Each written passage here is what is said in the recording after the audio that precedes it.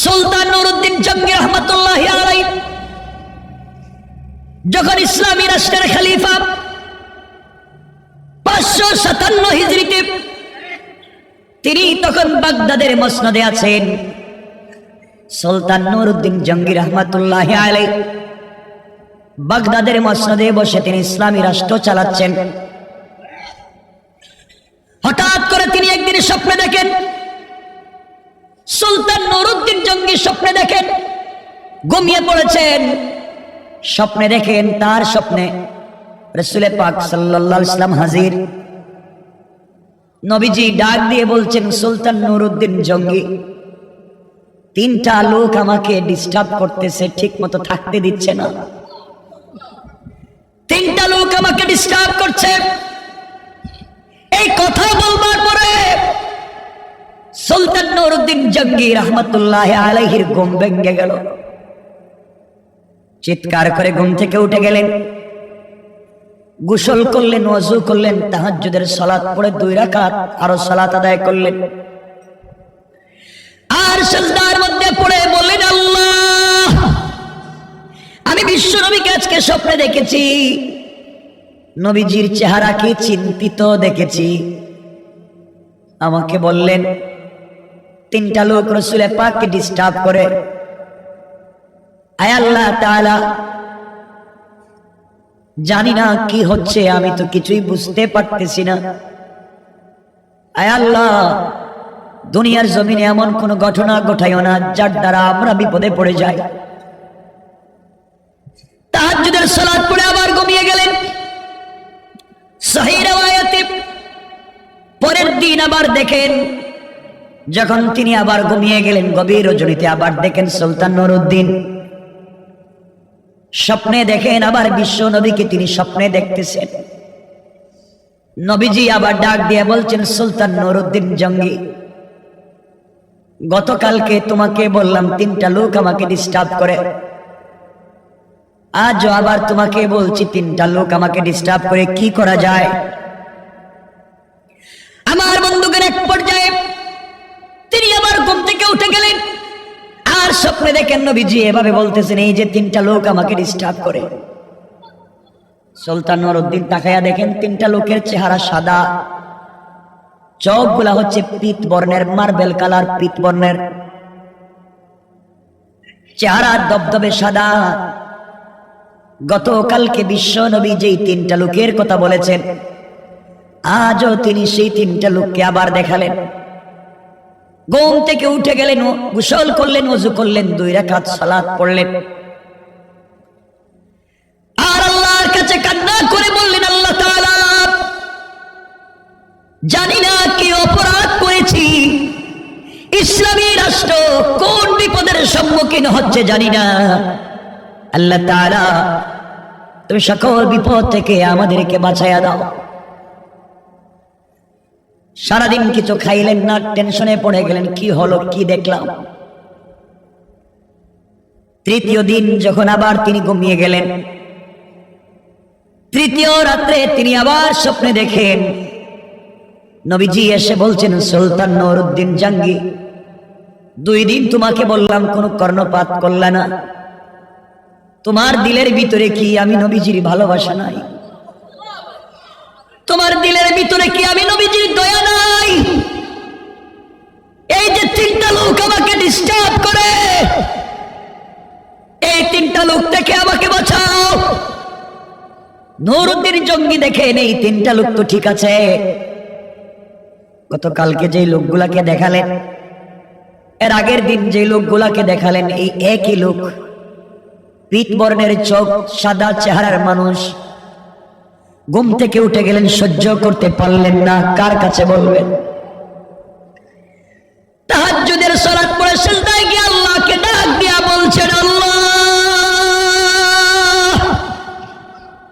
কথা দিলাম আজ থেকে দুনিয়ার কোনো খাবার আমি মুখে নিব না, যতক্ষণ পর্যন্ত 3 দিনের স্বপ্নের মূল ব্যাখ্যা না জানতে পারবো।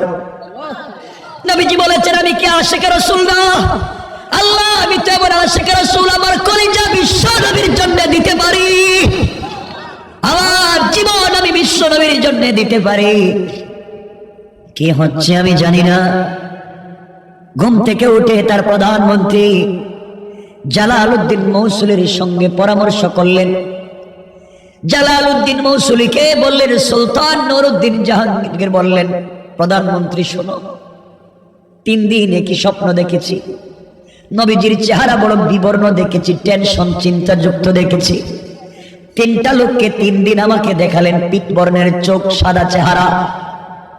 স্বপ্নের তাবির ব্যাখ্যা আমি জানি না, কি করব? কথা দিলাম যতক্ষণ পর্যন্ত সমস্যার সমাধান না করতে পারবো আমি সুলতান নুরউদ্দিন জঙ্গি দুনিয়ার কোনো খাবার মুখে দিব না। পড়েন সুবহানাল্লাহ। আমার বন্ধুগণ, জালালউদ্দিন মৌসুলী বললেন, বাচ্চা আর দেরি করেন কেন? আমার বিশ্বাস, আমার মনে হয় মদিনার রাসূলের রওজা মুবারক কোনো বিপদে পড়ে গেল কিনা, নবীজির রওজা মুবারকে কিছু হয়ে গেল কিনা। চলেন বাগদাদ থেকে মদিনার দিকে যাই। সুলতান নুরউদ্দিন জাহাঙ্গীর প্রধানমন্ত্রী জালালউদ্দিন মৌসুলীর কথাগুলো শুনে 16,000 সেনাবাহিনী নিয়ে 1 মাসের খাবার নিয়ে বাগদাদ থেকে তিনি মদিনার পথে যাত্রা করলেন। 1 মাসের খাবার নিলেন, 16,000 সৈন্য নিলেন, খাবার বন্ধ করে দিলেন। নিজে শুধু পানি পান করেন, আল্লাহর নামের জিকির করেন, আর বলছেন, আল্লাহ তাআলা আমাকে তুমি জিন্দা মদিনায় পৌঁছায়া দাও, আমাকে রাসূলের রওজা মুবারকের কাছে নিয়ে যাও।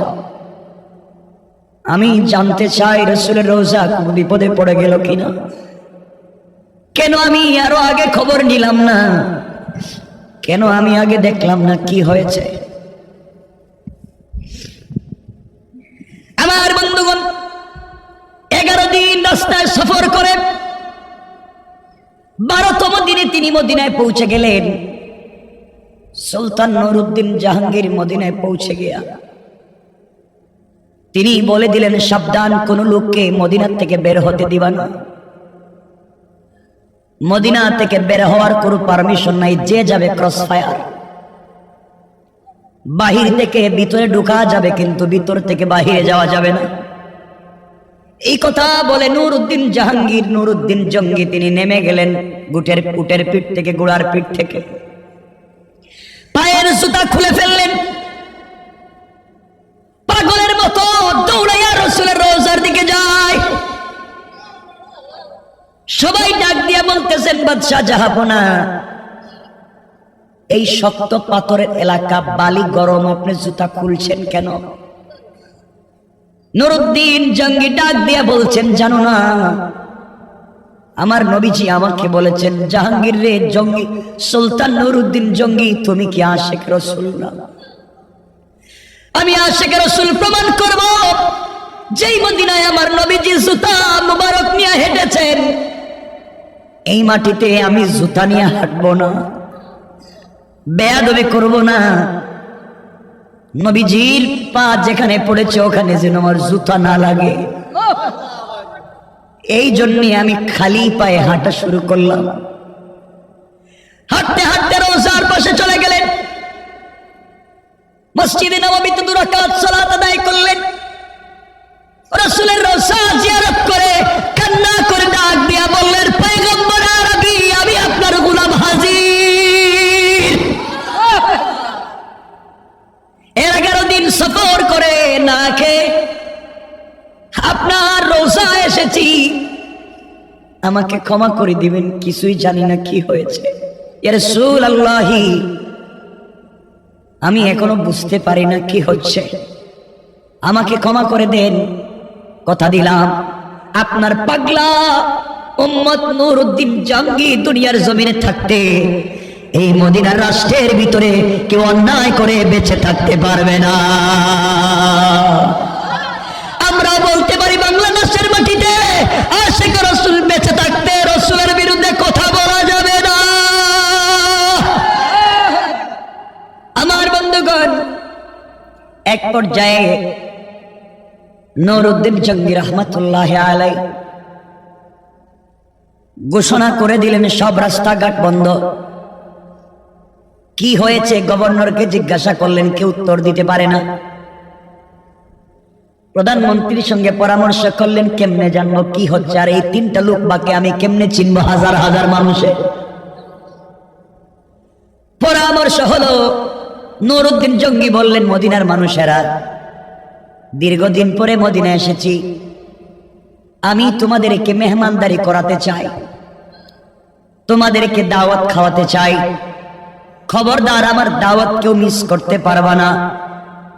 মদিনার বাহির থেকে ভিতরে এসে দাওয়াত খেতে পারবে, কিন্তু মদিনার ভিতর থেকে একটা কুকুরও মদিনার বাহিরে যেতে পারবে না, কেউ যেতে পারবে না। সমস্যা দেখতে হবে আমাকে কি হয়েছে। এক পর্যায়ে সবাইকে খাওয়াতে লাগলেন, মহিলারাও খায়, পুরুষেরাও খায়, সকল ধর্মের বর্ণের মানুষেরা এসে খায়। নুরউদ্দিন জঙ্গি হেঁটে হেঁটে দেখেন, কিন্তু লোকগুলাকে পান না। একজন একজন করে দেখে